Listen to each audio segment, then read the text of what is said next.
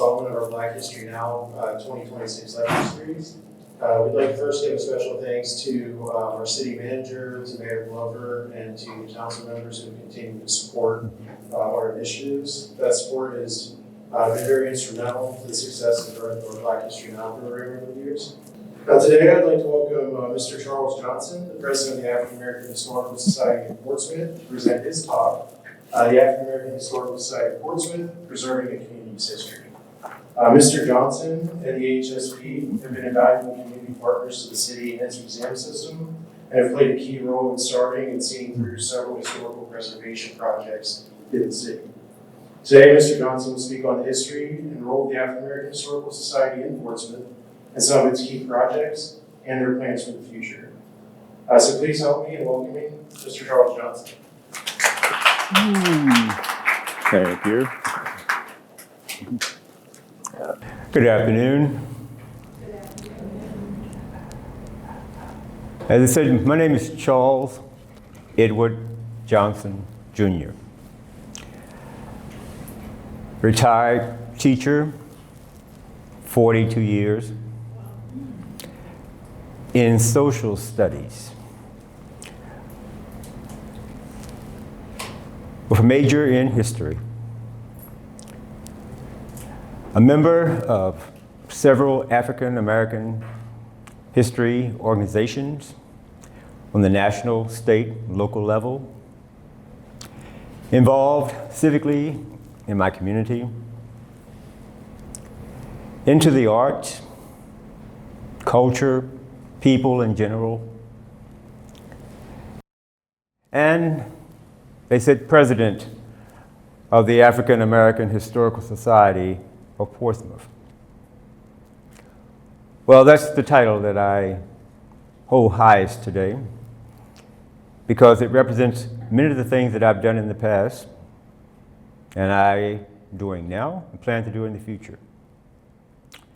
So you're here today to hear something about the organization that was mentioned, its goals, its purpose. But before I do that, I am a historian, and historians like to tell stories.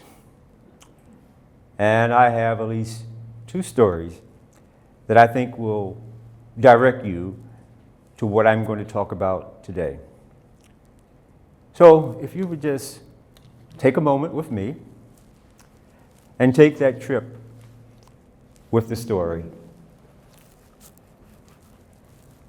Charles. I hear my name being called. Where are you going, Charles? Aren't we going to the cemetery? Yes? Okay, don't we do this every year? Yes. So why are you questioning where am I going?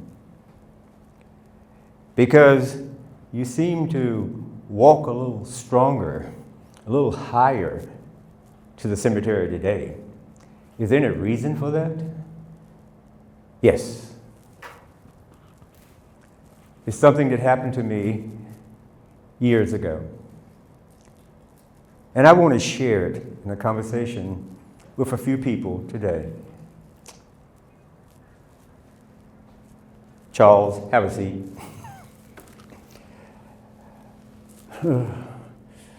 Grandma, Dad, I've said it several times. Why are we in this cemetery? Junebug, oh, Charles. You're in the cemetery because your family has been coming here for years. And there's a reason for it.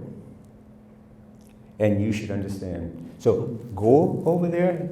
You want to be adventurous? Go ahead, because you always do. Okay. Charles, why are you over there in those bushes? Because I like adventure. Did you find anything? Yes, I did. Grandma, what is this? Son, you don't know what that is? Haven't you seen it before? Yes. What does it look like? It's a shell. It's more than a shell, son. And you should remember this. So now let me tell you what to do. Now stand up, boy. Okay. You know when Grandma says stand up, you stand up. You have that shell in your hand. Take that shell and put it up to your head. Oh, well, at least she told me to put it up to my head. She didn't do it. What do I hear? I hear water. Oops. No, I think I hear waves. Yes, you do. Now let me tell you why you hear waves. Where did your ancestors come from? North Carolina. No, I mean before them, before Grandma and Great-Grandma, back in the day. I'm not sure. That shell is telling you where they came from. Put it up there again. Yes. Oh, they sound like the waves down at Seaview Beach. Bayshore. Yeah, that's what it is, the waves. Yes, they are. And now, let me tell you about those waves. And you hold on to that shell, because that's part of our history. Those waves, son, are your ancestors calling out to you, saying, we came across that water with those waves. You can call us back when you want to, when you pick up that shell. And I said, Grandma, what does that mean? Son, you are holding a doorway to your family, to your ancestors. And you need to listen to the story. And so, I listened to Grandma, listened to my dad, and I heard the story. 12 years old. And the spark hit me. The spark of this shell said to me, okay, they came across the waves, but where do they come from? Why do they come? And where do they go? And I said, I'll find out. And with this shell, I have been on that trip, on that road, since I was 12 years old. And this shell is now 116 years old. And I pass it on to my children so they can know where their ancestors came from. So as I put this shell down, all of you in this room, you have a shell or something similar to this shell in your life. And it could be the doorway to your finding your ancestors, your history. So please, when you pick up an object, it doesn't have to be the shell, and someone says it's about your ancestors, try to find out what it is, why it's there, and make sure you share it with others, because that's how the story is told. And so, shell, You know I'll be back, because I want to know what my ancestors are doing. Now, I said 2 stories, right? You know the story. My second story. But keep the shell in mind. 13 years of age, a year later, after picking up that shell, I went to the library, the Portsmouth Community Library, with Miss Edwards. And she was like my grandma. And here we go again.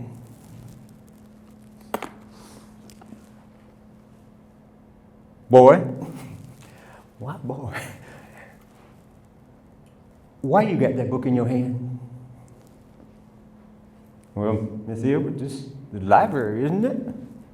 Don't we pick up books? But why do you have that book? I said, this is the world.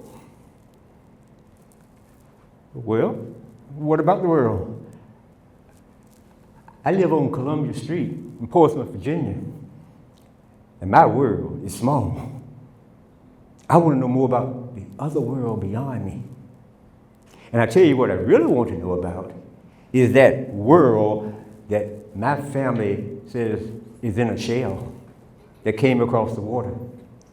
I want to know more about that place they came from, how they got here, and what they did.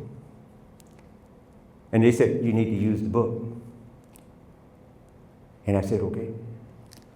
Well, this World Book Encyclopedia, not as old as that shell,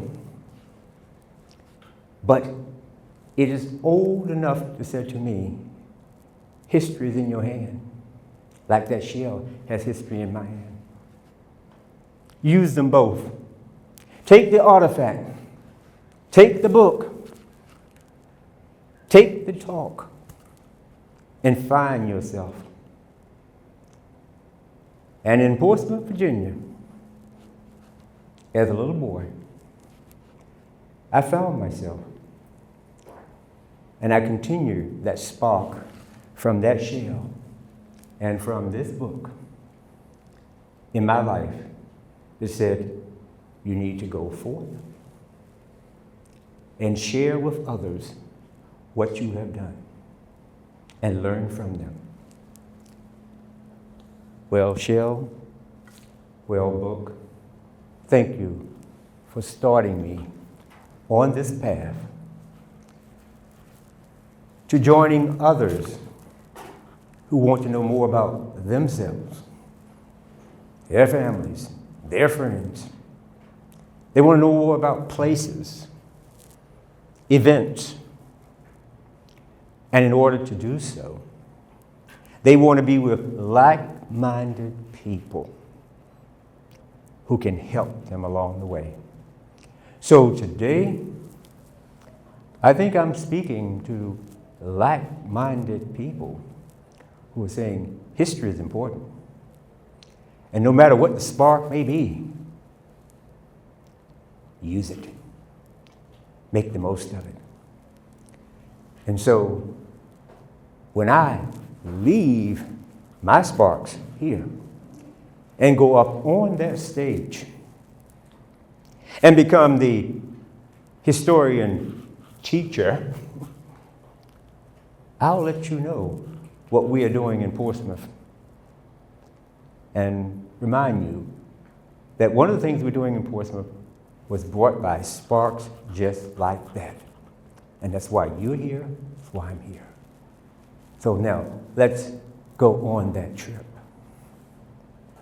to the African American Historical Society of Portsmouth with Charles Johnson, who was adventurous enough to ask about the shell, read the book, and said, Grandma, Miss Edwards, thank you for pushing me on this trip that I'm going to.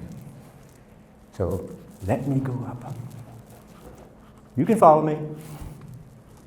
I'm not going away, not for the next few minutes. And I'm going to talk to you. And I'll probably tell you a few stories too. So just bear with me. I am a historian. Dear.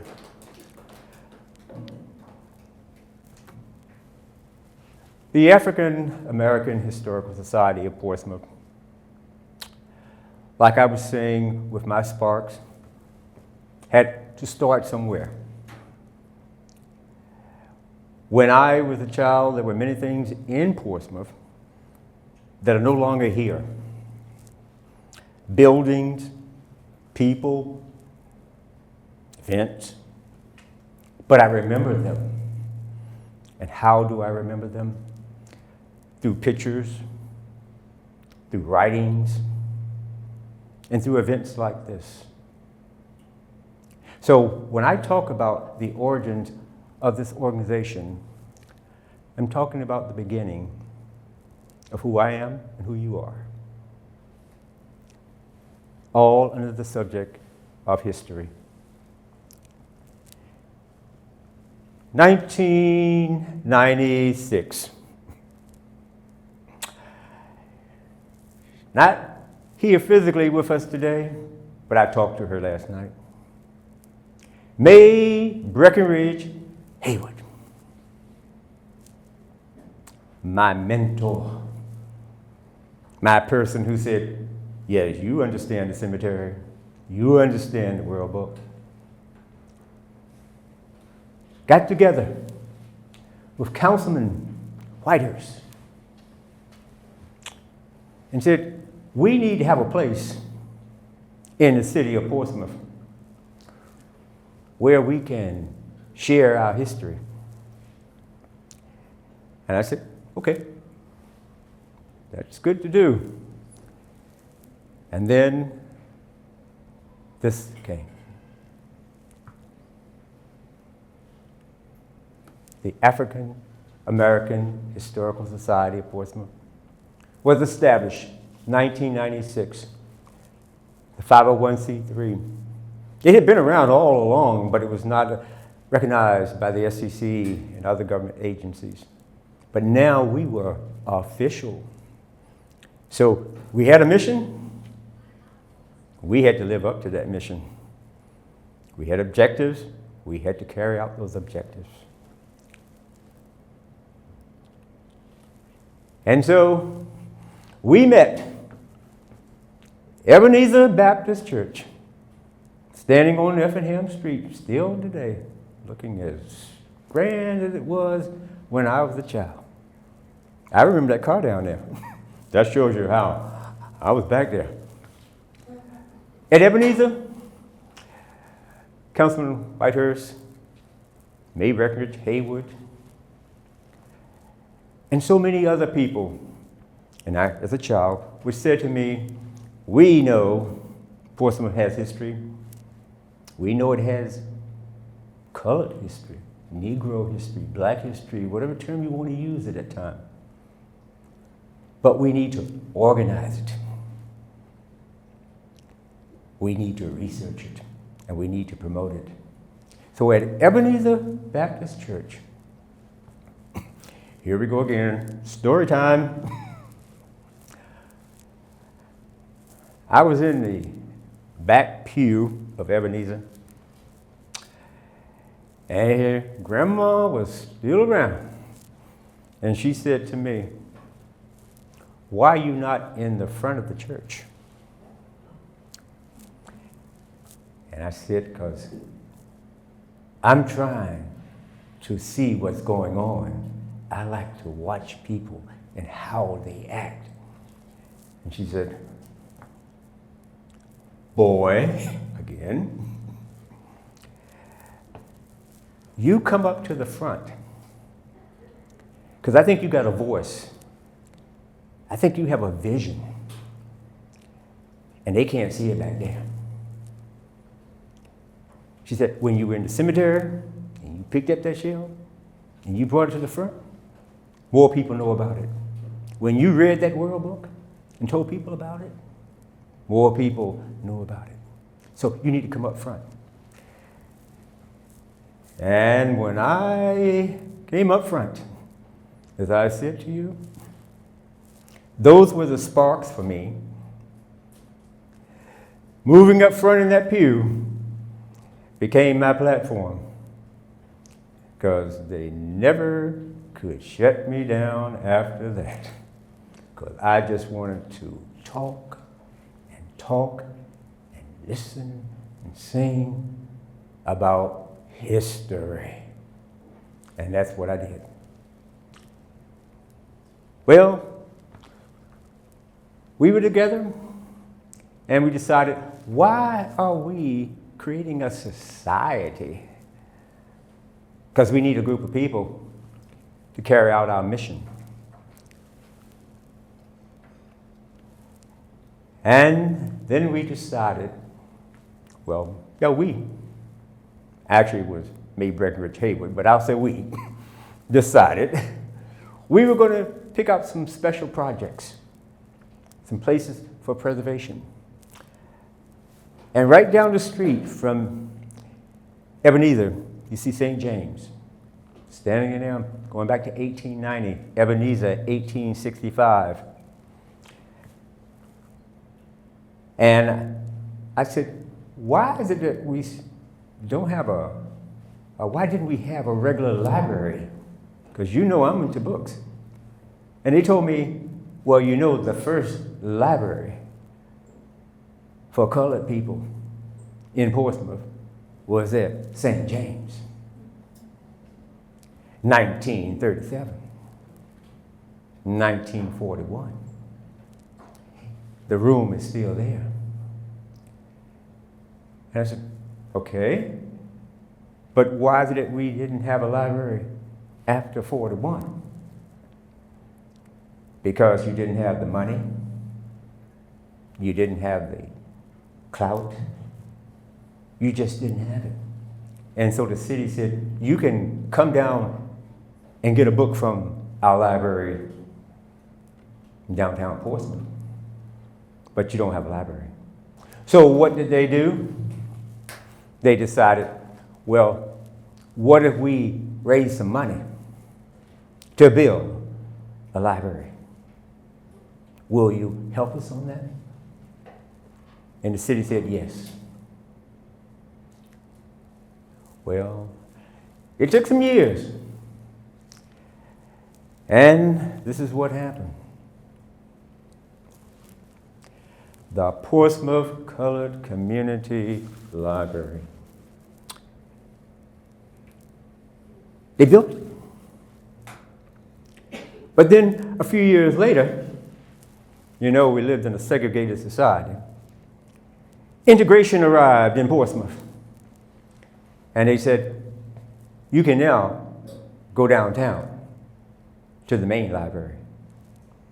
So you don't need this library. And they closed it. And Ms. Edwards, that I told you about, that helped me read the book, she went on downtown, but she was not a head librarian because they said she had not met the criteria for being a head library. So she would be an assistant. And that's where she worked. And that's where I continued to learn history, and the spark kept moving on. And then we said, whoa, what you doing for the library at Ebenezer? They said, we're going to tear it down. We're going to demolish it. Or better still, you know what you call it, urban renewal, redevelopment. And we said, oh, no, city, we want our library. We want the building, what it represents to us. And he said, well, where are you going to remove it? Where are you going to put it? Ebenezer even said, well, we need the lot because we need to develop the church more. And they said, you found a place. So they said, we'll move it for you. That's how you get into preservation. You got to get others to work with you. And the city said, okay, We found a place on Elm Avenue, right next to the armory. And they picked up that library, and as you see, they rolled it up South Street, made a left on Elm Avenue, and put it down. And that became the #1 preservation project of the African American Historical Society of Portsmouth for years. And we were successful enough. This is what it is today. Preservation.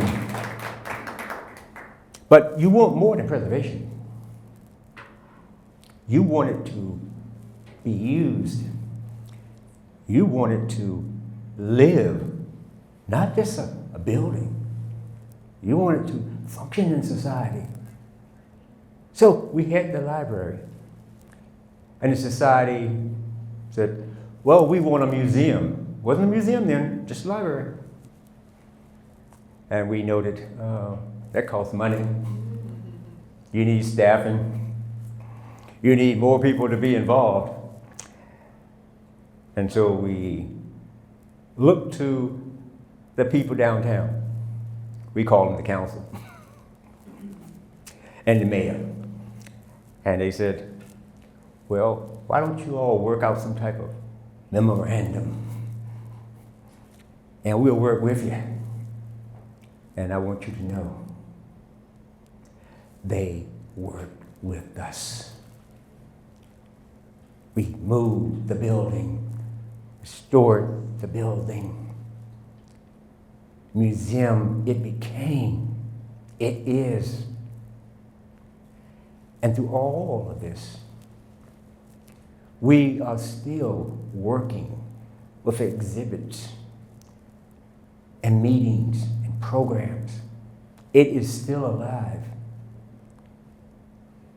for those who remembered, like me, in the library, and for those who think of what have we lost, and this would have been an example of something that we lost. And I think many of you are familiar with buildings like this that have been lost, just torn down. That didn't happen with this. Hey, I can't finish a story without showing Miss Hillwitz.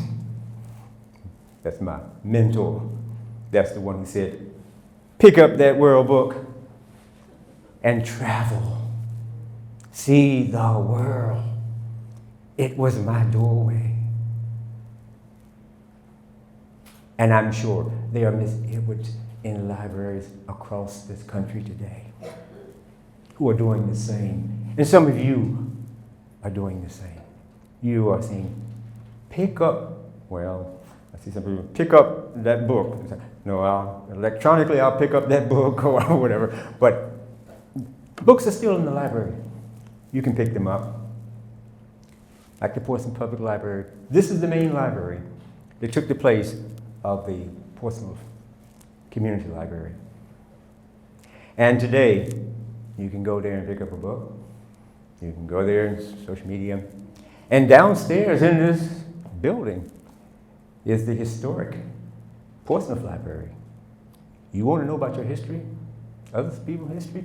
Go to this library downstairs. And a lot of the materials that are there were donated by the African American Historical Society of Portsmouth. The library, one of the major preservation goals of our society. Now, before I move on to the next preservation and then a quick talk about what we are doing as a society, does anyone have a question about the library? Good, you don't. She has a question about the library. I am curious about the plaque that's on the front of the library. Could you give the history of that, please? Okay. I'm Betty Hello? Burns. Okay. You're talking about the plaque on the community library on Elm Street? The colored library? Yeah, the color library. Yeah, Plaque? yeah, there's a plaque there. Who designed People who are depicted on there were some of the people, the founders, like I mentioned, May Breckenridge, Haywood, Councilman Whitehurst. These are the people who were part of the foundation that helped set it up. And they applied for it to be on the state and national registry. And that other plaque that you see there, that's where it became registered with the state. The Virginia Department of Highway. And so they helped build it. Those two plaques are there for that purpose.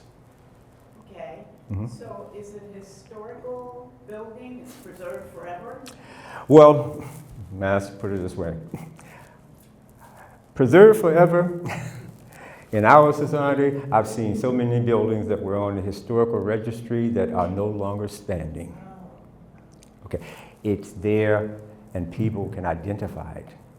And when there are plans to move it, demolish it, make changes, then people can go and say, wait a minute, this is on the historical registry. But if people don't come out and say something, talk about it, it's going to happen. It's happening more so than ever. We're losing our history. One other question. Yes. Is there a cornerstone, and did they bury anything in the cornerstone? No cornerstone. There was no cornerstone, no. Okay. Mhm. And so nothing is, as far as I know, unless if the member know anything about anything being buried there, please let me know, because once again, I'm a historian, but I don't know it all, and we're learning each day, and we learn new history. Okay? Thank you. Thank you. So that was number one. What was number two, like my stories? Is going back to that shell. It's called the cemetery. I have a name, and this is off. It's not off the record, but it's there. I've been called the cemetery sleuth of Hampton Roads. You want to know about a cemetery that people don't know about? Call Charles. If he don't know about it, he's gonna go look for it. And I think it all goes back to the shell, 12. I found so much history in the cemetery. And when I find places that are not identified, not well known, I try to make sure that somebody knows something about it and share it. So, in Portsmouth, we had a number of cemeteries. And I told you, I went to Mount Olive Cemetery, and that's where the shell that I spoke to you about came from. But in the 1960s, the cemeteries were, well, when I said the cemeteries, the colored cemeteries were shut down. And so they had another cemetery, Lincoln Cemetery, which is right up the street from Calvary Cemetery. But the question was, okay, what are you going to do with that cemetery? Especially, bottom line is, what you're going to do with my ancestors in that cemetery. I knew that. And there was a plan. And this is how things worked out. This is the Mount Calvary Cemetery in the 60s, when I'm talking about overgrown brush, so forth. You could barely see in there. Been there since 1879. And technically, burials had been there since 1855, going back to the yellow fever. Well, I used to go through that gate, and way in the back is where I found the shell. This is the map of the cemetery. Just briefly taking a quick trip down the cemetery. Elm Avenue, familiar with that? Pulaski Street. Went directly into what they call Mount Calvary Cemetery. That's right here. Going all the way to the back is Mount Olive Cemetery. And that's my family plot right there where I got the shell from. That's where I found my ancestors. And north of there you had Fisher Cemetery. And there was also the Pauper Cemetery, or some people call Potter's Field. From what we know, this is where the people who died in the 1855 epidemic were buried, mass graves. So you had this huge complex, Mount Calvary complex. What are you going to do with it? Well, if you notice here, what's that? The interstate. And I remember when they were starting the interstate. And the interstate was to go there and straight across here. Why? Because there was nothing there. It was all overgrown, trash, and so forth. Most people didn't know what was there. Well, Charles knew. And he was one of the ones at the table who said, my ancestors are there, other ancestors are there. Why are you doing this? And they stopped. Okay, there's a cemetery. 20 years later, still overgrown, falling. And then the African American Historic Society of Portsmouth got involved directly. Because we had been involved with the police department, the fire department, civic groups and so forth about saving the cemetery, but nothing had happened. So it came through and they decided, let's preserve the cemetery. And the African American Historic Society started doing things like this. Just to give you an example of one site. This grave plot right here, trees, stones down. Who is that? I see Norcom. Portsmouth. I see Norcom is buried here with all these trees and these stones down. Yes. Okay. And we could go on, people who were buried there, the names that we know about. And so we said, well, we saved them from the government building a highway, but we need to save the cemetery. And the African American Historic Society of Portsmouth decided, we will save the cemetery with others. And so today,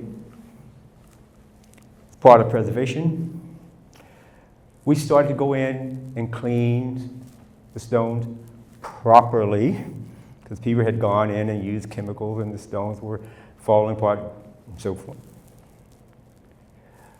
Placing flowers, remembering, and I use this picture basically because these are two people who were very close to me. One is still with us. The first one you see is Dinah, and I call Dinah my co-partner in cemetery sleuthing. We definitely were out there to identify. And then Inez, who was still here, sitting back there, still going at making sure that this cemetery is kept up. And this is the entrance today.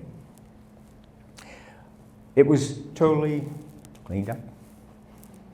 Graves mostly identified, and now falls under the city. No burials are there because of the conditions of the graves. But historically speaking, we now have a marker that was created with the African American Historical Society of Portsmouth to note this complex, its importance of who's buried there, what it represents, and looking toward the future, hoping this will never happen again. But I want to say to you, unfortunately, it is happening across this country. Grave sites are still being lost, being destroyed. And ones that are there identified are forgotten. But in the African American Historic Society of Portsmouth, we want to make sure that does not happen. Because I can tell you right now, in this graveyard complex and others, there are sparks, just like my spark.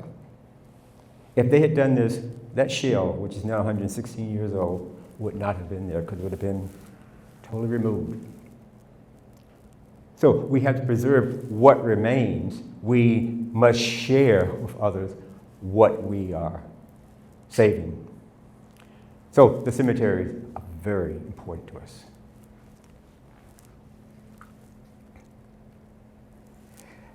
Now I want to move to just quickly some things to know of time that we have done as a society. We have worked on a number of markers, VDHR markers, so people can identify, what's there in history in Portsmouth. This is an example, one that we did. This is with I.C. Norcom High School.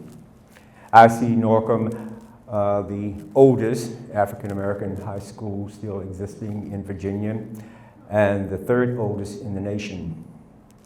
We've done the research. We've taken it all the way back. The original building, I.C. Norcom, still standing, but most of you would not know it. Go down High Street, it's standing there, but you would not see I.C. Norcom on it. But it's there. We go to concerts there all the time. What, I.C. Norcom? Yes. No, I'm talking about the original Norcom.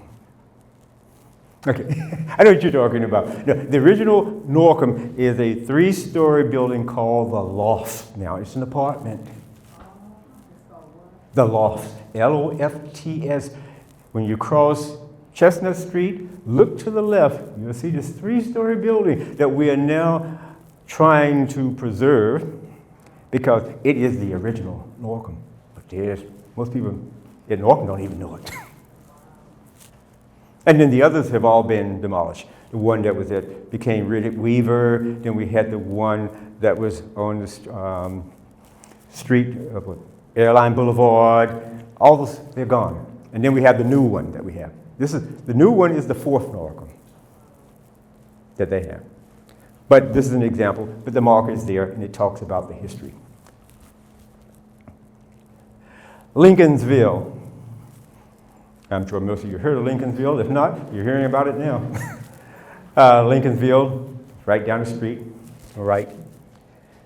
And so it was the first, quote, middle-class neighborhood for blacks that were built in Portsmouth right after the Civil War. This is the view of Lincolnsville. All of that is gone, except for 4 houses and one well-known church.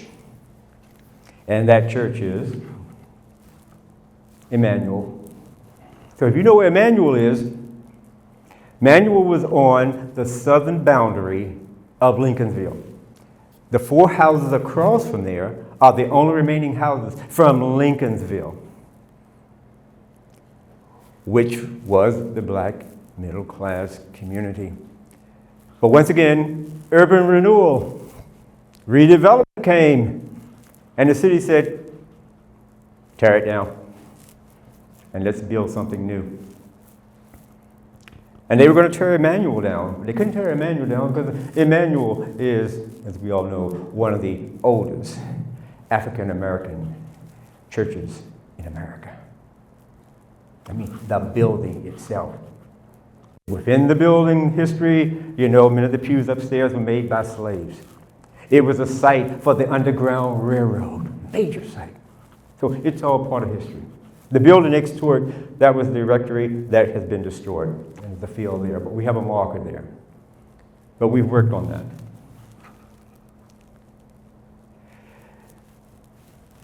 The United States Colored Troop Monument in Lincoln Memorial Cemetery. I was surprised about 2 weeks ago when an announcement was made that the oldest monument for the United States Colored Troops was in Montgomery County, Virginia. And I went, whoa, whoa, whoa, whoa. This was put up by the Grand Army of the Republic, one of the few, especially in the South. How could it be older? And what about the one in Norfolk? And I'm talking, Norfolk and Portsmouth is always related. We can't talk about Portsmouth, not talk about Norfolk, vice versa. What about that monument? We just put a thing out because we just dedicated this flag and this wreath last year. Because this, we found out, was older than the one in Norfolk. So how could that be? So I had to reach out, and this is what history is all about. We have to share, we have to discuss. And in talking to them, I said, you're right. Our monument is not that old. No, 1930. Wait a minute, we're talking here 1910? And the foundation before then? In history, doing research, you learn something new every day.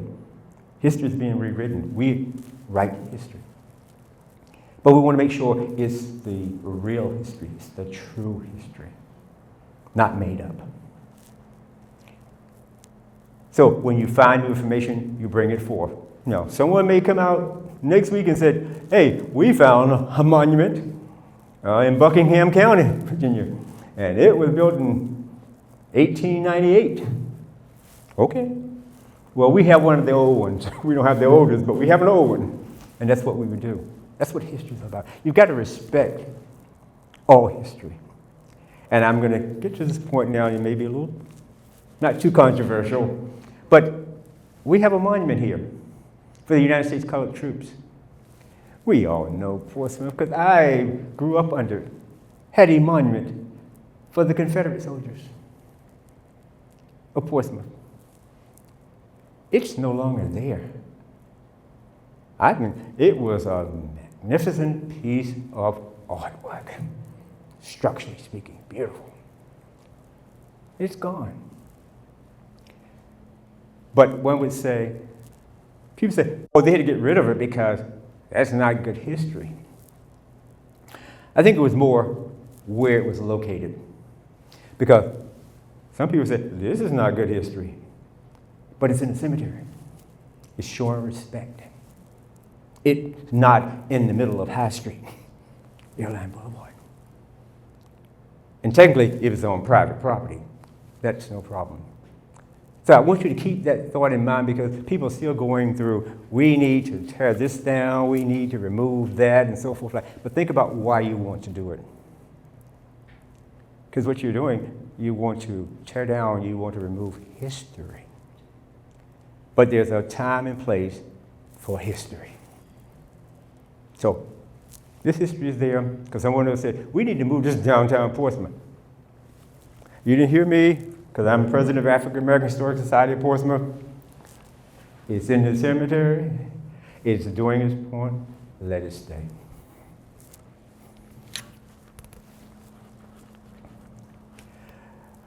The Olympian Sports Club, our focus in the African American Historic Society is the Key Road School.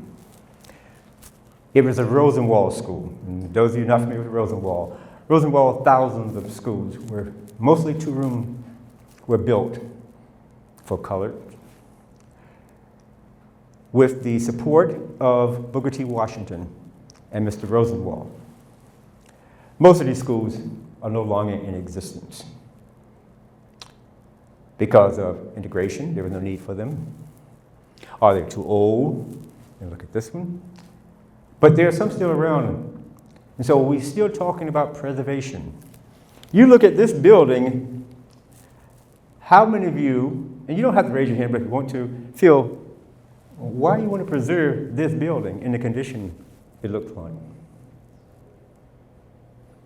Anyone who says, tear it down? Okay, well, I want you to know there are a number of people in the city of Portsmouth who said, tear it down. Why? Because of the conditions. But when you bring forth history, they say, oh, didn't know that. Maybe we can save it in some way. And it could be as far as restoring it, renovating it, or at least a marker. And I want you to know, we in the African American Historical Society of Portsmouth, we're always looking for markers because we know things have been destroyed and will be destroyed. We applied. We've gotten a marker for it. So there's a marker. It just has not been posted. And there should be some type of dedication this year.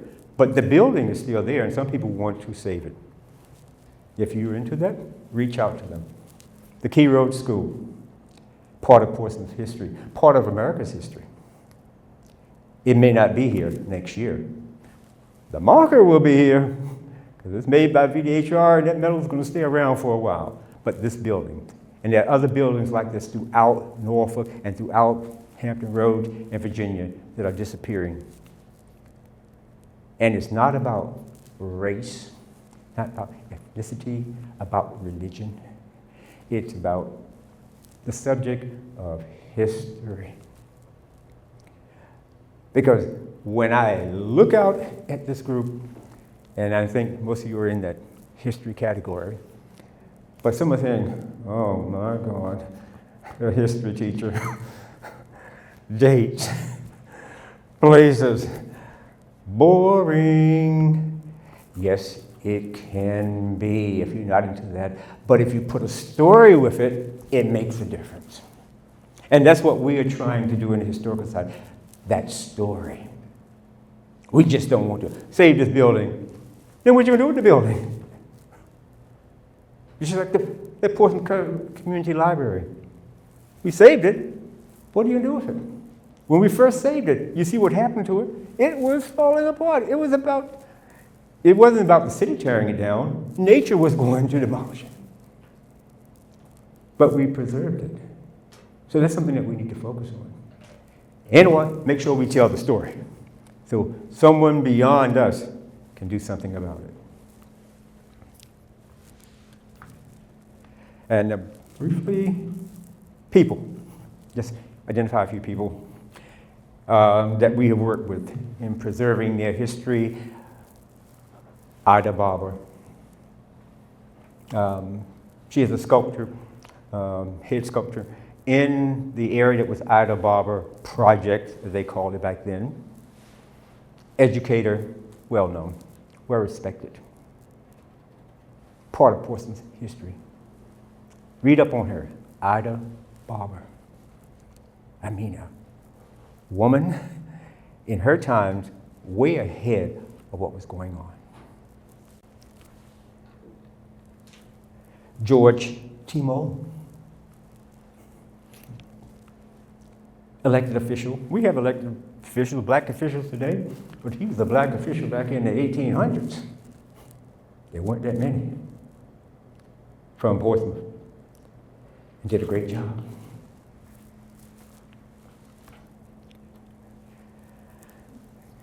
I see Norcom. Okay, this is my alum. Okay, anyway, my school. I see Norcom. Israel Charles Norcom. Educator, activist, well respected.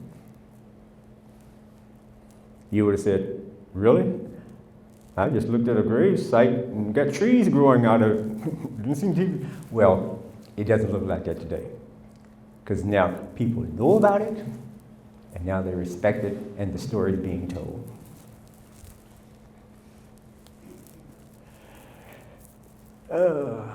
Jeffrey Wilson, writer, activist, well known. A lot of the history that we know about in this city is because of Jeffrey Wilson. And one thing I want you to think about as I go through these lists, all of these names were once on buildings, on places in the city of Portsmouth. Why? Because they represented history. They have all been removed. Wilson High School named for him? No, that's Woodrow Wilson. Woodrow and Jeffrey. No, but that's Woodrow Wilson. But that's another example. Woodrow Wilson. Since you brought it up, I see Norcom still here. And I could go back, where's Craddock? It's gone. You have a neighborhood name, and they let it go. You have a school named after a president of Virginia. Some maybe didn't like him, some did. It's gone. And we replace it with what makes people feel good. And I don't know if any of you are graduates, alumni. Manor sounds good to me. Manor sounds like a good place to be. So what's wrong with Manor? It replaced Wilson next door. Just keep that in mind.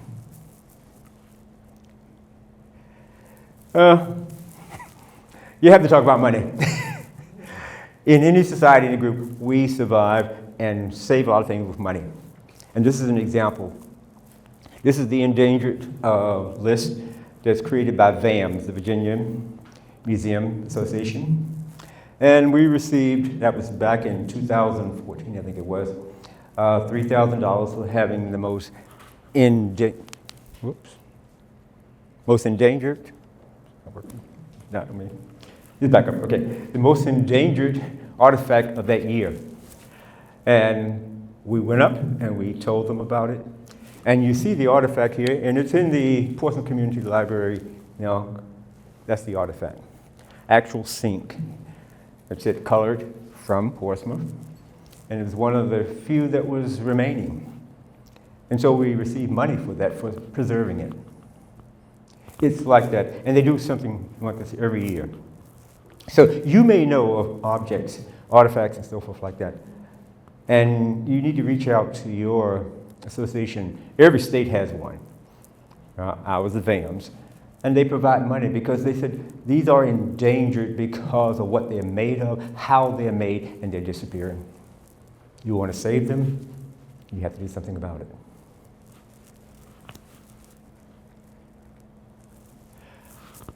Now, events that we have been involved in since, I say, 2010. This is just a table that we did for Kwanzaa that was held in Virginia Beach last year. Just a table about slavery. And we did about slavery. And the topic was, slavery is woke. I don't care what people said. It happened. And most people, it was not good. And we should not deny it. We should talk about it. But we should not live like it's here. But we need to talk about it. So with that display, and we've been using that at a number of other groups lately, and they are really thinking, this is unbelievable. Because these are real artifacts from slavery in our area. And so we get out and make sure that the artifacts that we have collected, we just don't want to put them aside, because a lot of things like that end up in storage. Ours is in a storage unit because we don't have a museum. But when we get an opportunity, we take them out and make sure the public can see them and talk about them. Decoration Day, we're going to be doing that again, and thankful with the support of the Portsmouth Museum Department. Decoration Day, some of you think of Emancipation, Jubilee, and you can go on and on, Juneteenth. But Portsmouth has Decoration Day, and we're pushing it, and people say, why? Because it was something that we had in the past, and we should not forget it. We're not saying it's better, we're just saying it's another part of history that you can learn from. And so we will be celebrating it. And I just put this in here, Umoja. We have been part of the Umoja Festival in the city of Portsmouth for years. And we will continue to do so. But we're also part of many other activities in the city of Portsmouth. Because if you're not community organized, community involved, I don't care what kind of organization you have, it's not going to survive. It has no real purpose.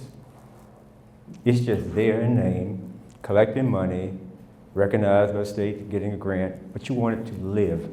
And that's what we try to do.